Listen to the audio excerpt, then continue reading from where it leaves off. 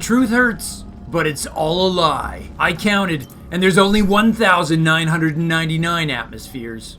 There'll be a link to my spreadsheet in the description below. It's one of our new maps in the map pool, and it's been built off the custom aquatic tile set, so you're supposed to pretend that everybody's battling underwater. It's why you're gonna see flying sharks and fish. But strangely, there's no bubbles and the units all move exactly like they do on land. But I forgive all that because the death animations on this tile set are really cool. And since we got a PvZ tonight, we're probably gonna see some of those. Our South Korean Protoss player is gonna open with a gate and go. Our Zerg player is gonna do the hatch first. But first he did that little Raynor proxy check. I'm sure Raynor didn't invent that, but since he's been doing it every game, I'm naming it after him. And as many of you know, DRG, our Zerg player, is a former champion who's now back from the military. He was one of the first South Korean pros to successfully make the return. Ooh, look, glowing fish. I'm not distracted. I'm not. Like it takes much to distract me. There's our extractor pool. Our Zerg player is a 3-letter acronym that means, dang, I'm really good. But you can call him DRG! Current world rank 31. Would somebody please remind me to explain the real origin of DRG's name after the cast? Our Protoss player has gone Nexus before Core. He was originally called Day Stallion, but 12 hours later he took a sudden turn and became NightMare! Current world rank 62. Houston, we got an early third out of DRG here. This is greedy and it's definitely throwing me off. It's got me curious. There's the geyser of eggplant at the natural. How come the creep falls to the ground instead of dispersing in the water? It's only one queen for DRG because he doesn't have the money for 2 yet. Core completes for NightMare. He starts chrono boosting an adept right away. No immediate sign of warp gate research. He's put down a stashing pylon, so I'm expecting that Stargate to go here. He does, though it's a very funny looking Stargate. It's got some weird spiky things on it. It's probably just one of those new funky Protoss skins I'm not familiar with. Anywho, the Adept's out. It's gonna head over to the Zerg base. It's not gonna be a door guard, but there is a second one being made behind it. DRG is gonna get that second queen, and he's also started Ling speed. 4 Lings on the way. NightMare's Adept might find conditions a little bit more favorable than he's used to. We'll see if he can capitalize or he just gets the scout. He checks the lateral third, finds no expansion. He started a robo. He's gonna check the corner third base location and send in a shade. The Lings pick it up. I don't think he's gonna risk completion. He cancels it. And he discovers the third is already popped. He kills a larva in frustration, but that does not count as a first blood. I don't make the rules, people. Well, yeah, I kinda do. NightMare's headed back, but he's started resonating glaives. We are gonna see a glaive timing. He's making that single stalker to try to drive out that overlord. But he's too late, it's already on the move. DRG's gonna see this, he's gonna get the scout. He might even see the 2 extra gates being made. This is not good for NightMare, he's got a big investment in this. And it's gonna be even harder for him to find value. DRG throws down a Roach Warren. He knows he has to have it. NightMare starting up that warp prism. He fully intends to reinforce his adepts in the field. Ling speed is done and Zerg is grabbing his second gas. NightMare taking it up to 4 gates. He's got this timed out to finish with warp gate research. No sign of an Evo block from DRG though. You'd think that'd be at the top of his list. Okay, it's go time. The warp prism is out, 2 adepts on the map. Roach Warren's not yet done, but DRG's making a huge round of 10 Lings. He's got 5 queens, that's a pretty healthy number. And now he's adding the roaches. Resonating Glaives is gonna complete, but this is gonna be tough for our Protoss player. He's gonna have to outfox his opponent with the shades, because I don't think he's got the firepower. DRG doesn't either, he goes right at him with the Lings. Rather than press the attack, NightMare has to escape for his life. DRG adding an unusually placed spore in front of his natural. I think he's suspecting DTs. That is not actually on the menu. I think he was like, that adept attack was so weak it must be fake. DRG's got his Ravagers up. But the Shades are gonna get by the first two. The Lings are there. It's a cancel. Forget the DT transition. It's Stalkers. It looks like that's gonna be his plan to deal with the Ravagers. He's gonna try to give them two different looks. DRG's got a pretty healthy supply lead now. He's also got a slight income lead. The Ravagers are gonna take free shots at the Adepts while they shade, and the Lings are gonna force it to cancel. The Stalkers are out of position, leaving the Adepts to deal with the Ravagers on their own. Aha, here comes the reinforcements. But a Queen and a Roach have joined in, and NightMare's outmatched. This is going swimmingly for the Zerg, no map pun intended. At this point, he's even looking to counter. I think NightMare has to get back on D. I mean, he's got to be feeling that the tide has turned. He's like drowning here. Oh, he's got to get back to his wall. He can't let him get this around. He got this around. There are more Adepts behind the wall to aid their sisters. The Stalker drop is here. The Lings are dying, but they've cleaned out all the Adepts. Warp Prism Micro saves those Stalkers. That could have gone a lot worse for the Protoss. The actual number of Lings lost is 47, but DRG hasn't lost a single unit of gas. And somehow in all of that, Protoss managed to go up to even bases. I exaggerate, he started his third. He did, though, finish his robotics bay, which he's using to make a disruptor. Unfortunately, he made it right under the nose of DRG's Overlord. DRG starts up Roach speed, and he's gonna finish his Evo chamber. NightMare's not too far behind with his Forge, neither player doubling up. Hard to believe it, but NightMare actually has Adepts left over. He's gonna try to do something with them, but they just can't go toe-to-toe with that many Ravagers. They're looking a little obsolete now. NightMare is researching Blink, which should give him an easy transition. And my prophecy of even bases is finally about to come true. DRG turned his Overlord into an Overseer and went in for a second scout. He found the Disruptor in production and gates 6 and 7. The third base for Protoss is very interesting. If he actually holds it, he turns this game around, and adding 2 shield batteries there isn't gonna hurt his cause. But NightMare's not just defending, he's sending out his Warp Prism with double Disruptors. He's gonna have to be slick about it though. DRG's Queen count's pretty high. Okay, there is a fourth. I just kept expecting DRG to expand at the alternate third base location. He's certainly strung out his creep tumors there. It's kind of a conniving fake out, really. NightMare's Warp Prism having troubles finding a way to get in to do that damage. But the good news is, for now at least, he doesn't actually have to. He's evened up on income. Oh, and unlike me, NightMare found the fourth. He's gonna have a chance to shut that down. DRG making a play for the third. There's only the shield batteries there, and they're both feeding each other. That's so cool. I'll save you, brother. No, I'll save you. Actually, you're both gonna die. But we'll die together. Oh, NightMare came so close to tearing down that fourth, but DRG has saved it. Where are those disruptor shots? The caustic vials are doing more damage here. They have to fire, otherwise they're just good-looking Christmas balls. Oh, we are going to get to see some Ravagers float to the surface. Oh, warp-in canceled. Looks like the Stalkers are going to get the job done on their own. The warp-in is going to happen. NightMare just moved it back. Oh, it's a floating Christmas ball. Seriously, guys, you have to watch this map in 4K. It's just too pretty not to. And NightMare has a chance to finish the job on that fourth.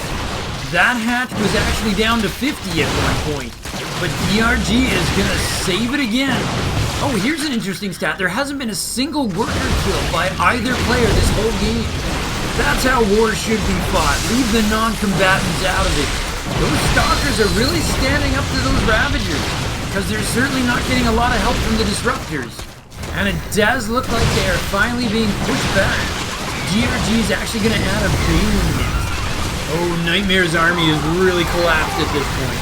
His losses are starting to snowball. He knows it. He's getting out of there. I have to say, his Warp Prism Micro has been really impressive. It's what's kept him in this game. +1's gonna finish for NightMare. DRG already has it. He's actually adding +1 for his Lings and future Banes. NightMare's gonna try to make his stand at his third. He's adding 3 more shield batteries there. Photon Overcharge is the one thing that could make this happen. Another great Disruptor dodge by DRG. He's completely unfazed by them. It's like he knows I want to see the undersea death animation, and he's doing his best to deny me. Oh, that's an important pylon. So are the batteries behind it. Oh, NightMare put the overcharge on a different battery. That's so clutch. But he's gonna need to be even clutchier if he needs to survive this. Yeah, all the batteries are gone now. He just didn't have enough units to benefit from the overcharge. Oh, DRG is breaking the rules on no worker kills. He violates the Geneva Convention. This is what happens in war, guys. Everyone starts with the best intention and then it all goes to the crapper. But we are gonna get a laser light show. Nexi explode exactly the same underwater. NightMare tries a disruptor drop to save the day, but DRG knows all he has to do at this point is trade out. He's winning on economy and his army's twice his size. Oh! He keeps hitting his biles. Who needs disruptors when your biles are that on point? Just about every metric is swung to DRG at this point. NightMare is just gonna have to forget analytics and go for heart. And definitely try to ignore that Baneling speed is on the way. Let's just pretend the one stalker he warped in will be game changing. The Protoss main and natural are mining out at this point, so he's functionally down to about a half a base. In a way, it's good that he's been knocked down to 52 probes. Otherwise, he'd have to put a whole bunch of them on the unemployment line at this point. The warp prism is just being chased by the Zerg horde. NightMare's gotta hope for some really killer disruptor hits. He injures a lot of queens. They are trapped off creep. Is this how he climbs back into this game? Everybody duck so you don't get hit by a queen corpse. There's the GG. NightMare made a little statement at the end there, but he really had nothing left. If you care to stick around, I think I'm gonna have lots to say about this one.